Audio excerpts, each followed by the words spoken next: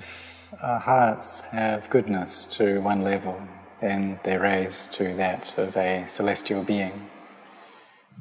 And so how do we choose to get to there, to these heaven realms? Well, it depends upon how we practice what we do.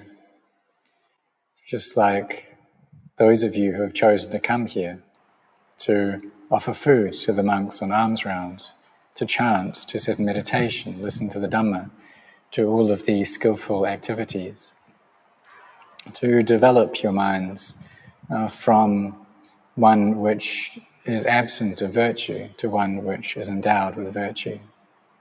And to have generosity, to have this morality. This is choosing the path of development, choosing that which will take us up to these heavenly realms. And so a mind like this will also be possessed with Dhamma. It's a mind of happiness, the mind of Adeva. So we choose this path ourselves, this walkway, and we walk along it. But other people, they choose to go a different way. And so we need to ask ourselves, where are we going? There are those people who don't have morality, and in that case, then their hearts fall to a level that is lower than the human.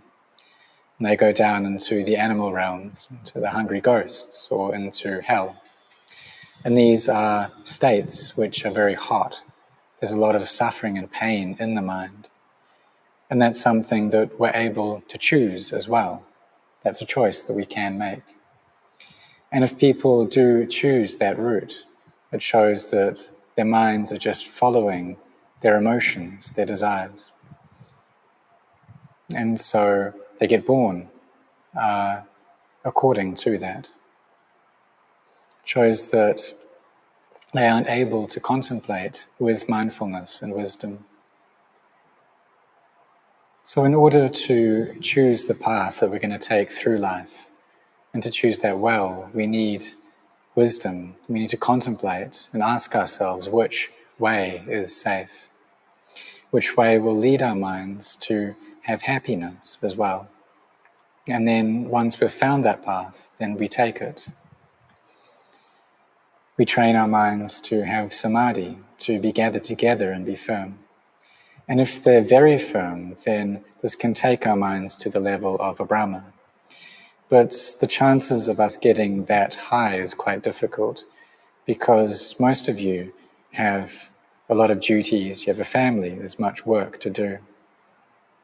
But we need to try to develop our minds to the level of Adeva, that which is exalted, that which has these qualities of hiri and ottappa, a fear of wrongdoing and a wholesome or a skillful shame of that. And so the human is that which is high. And to have this humanity, we need to keep the 5 precepts and to have these complete. And so humans are also, or this humanity, in order to reach that, there needs to be a certain degree of building up goodness. And we also need to have a certain degree of wisdom as well, to see the danger in not keeping sila. And so both for those who have ordained and for the laity, they need to see this danger, the harm in taking intoxicants. And giving up alcohol is something that's very important. So even though some people haven't ordained externally, they've ordained their own hearts.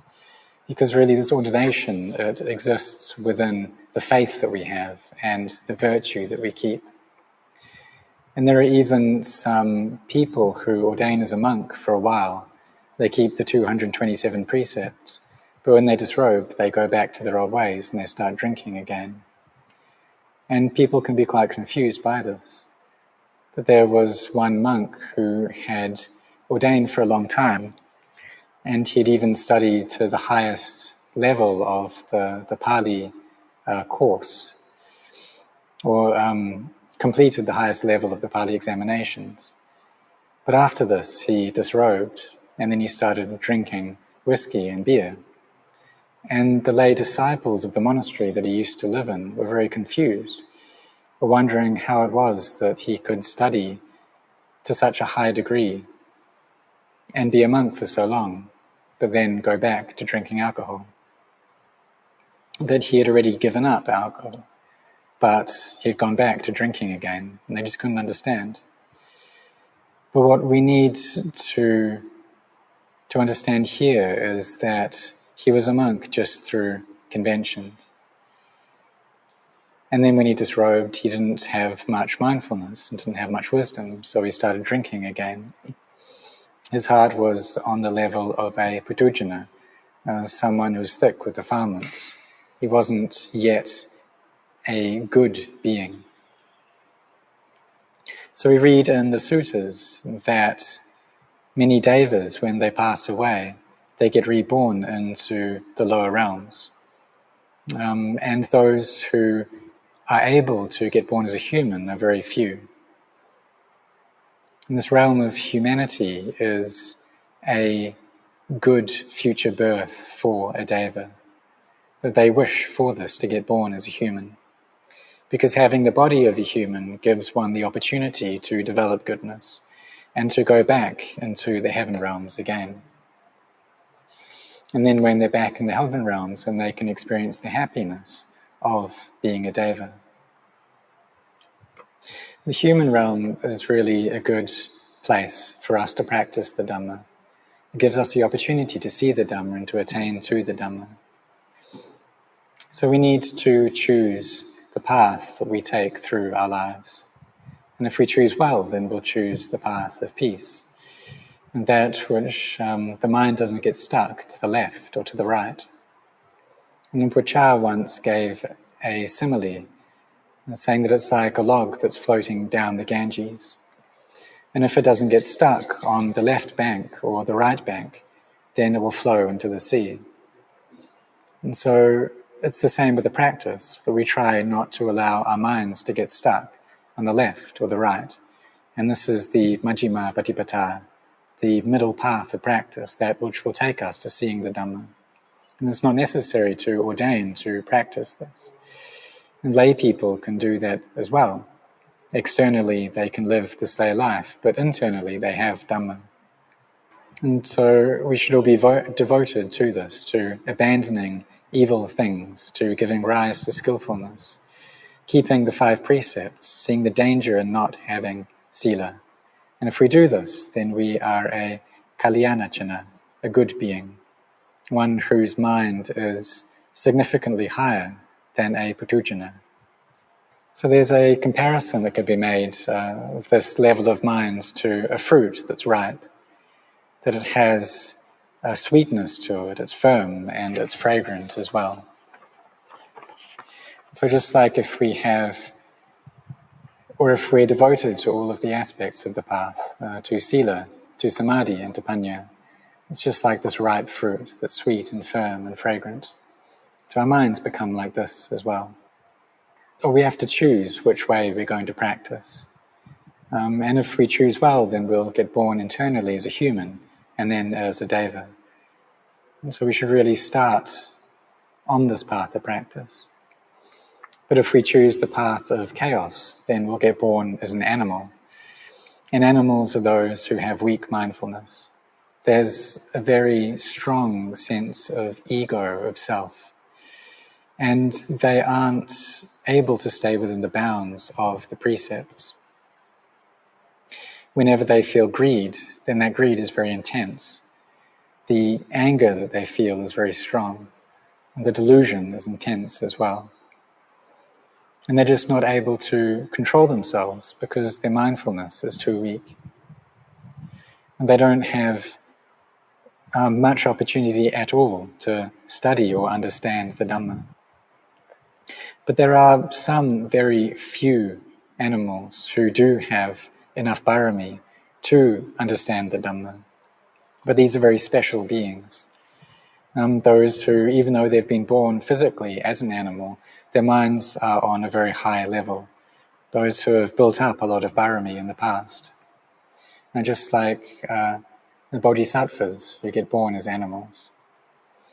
And there's a story in Luang Por Man's biography about a fish. And this fish was actually a bodhisattva, and it had been caught. And the people who caught it were, the next day they were planning to cook it up, to throw it in the curry pot and make a curry out of it. So this fish came into the dream of one of Luang Por Man's disciples, who was also practicing, or who had practiced on this bodhisattva path as well. And in this dream, the fish told this disciple of Luang Por Man exactly where it was, the exact address, which village, which house it was in, and said, "Please help me because I'm going to die tomorrow if you don't." So the monk, he was skeptical as to whether this fish really was a bodhisattva. So he said, "Well, if you are, then chant for me." And so the fish chanted Namo Tassa and then Iti Piso. And after this, the monk was certain that this fish really did have a lot of parami. So in the morning, as soon as he got up, he went to the house that this fish had told him about, and he organized for the fish to get bought. He saw that it was very beautiful. It had this white color. And afterwards, he was able to release it. So we see that even though externally this being was a fish, but internally it had developed its mind to a very high degree. But it's difficult to find animals like this. And mostly those who get born to that level have a lot of greed, hatred, and delusion. And there's very little mindfulness in that state. Animals experience a lot of difficulty in their lives. They have to go out searching for food. They have to protect themselves from all kinds of dangers. And it's very arduous. There's a lot of greed, hatred, and delusion in their minds. And it makes things very difficult. Much more difficult than the human realm. And they're not able to store their own food or grow their own food. And so another of Luang Por Man's disciples, Luang Por Chop, he recalled that in one of his previous lives he was a bear. And he was really hungry, so he thought, well, what can I do? He needed to go out and find some food. And he went into a clearing where he saw there were some pumpkins there. So he went to eat it. But it turned out that these pumpkins belonged to some villagers. And when they saw this bear eating their food, they went out with knives and slashed him. And he experienced a huge amount of pain and suffering. So there's great pain in the animal realm. They're not able to own things like humans can. They can't go and plant vegetables like people can. And then with many animals, once they're born, they get used by humans to do all kinds of work. So it's very arduous in this realm. But what's even more difficult are the realms lower than that. The hungry ghosts, the hell realms. The amount of suffering that beings experience in these places is millions of times greater. So those who have the fortune to be born as a human, it shows that we have created a lot of good karma. But will we always be born in this state? It's not sure. So the Buddha taught us to find a place that is sure. And we do this by practicing to abandon greed, hatred, and delusion, to make these things less and less, to get them as little as we can. And if we're going to reach a place where things are sure, that means that we've abandoned the sense of self. Because if we have a sense of self, then the defilements will grow. But if we contemplate and see into non-self, then the defilements will lessen, and our minds will be able to let go. And this is the path that leads us out of suffering. The path of abandoning evil, of developing skillfulness, of making the mind bright and clear. that which in the end will take us to seeing the Dhamma, to see the truth of this life. So for the laity, you need to be very firm in the practice of generosity and in sila, in building up goodness. So having this dana, caring for the precepts, meditating often, because our life is not sure, but death is sure. So for those of you who only have a little bit, then can give just a little bit. For those who have much, can give a lot. And we do so following our means, following the energy that we have. And then we practice to allow our minds to abandon greed, hatred, and delusion. Because we see that this life must end in death. And we can't take anything along with us. And this is especially so for monks, that we really don't own anything. For lay people, you find, or you work in order to gain money, and so can take ownership of things or come to possess things. But really this is just a possession in terms of conventions. But in the end, you still have to leave it all behind just the same.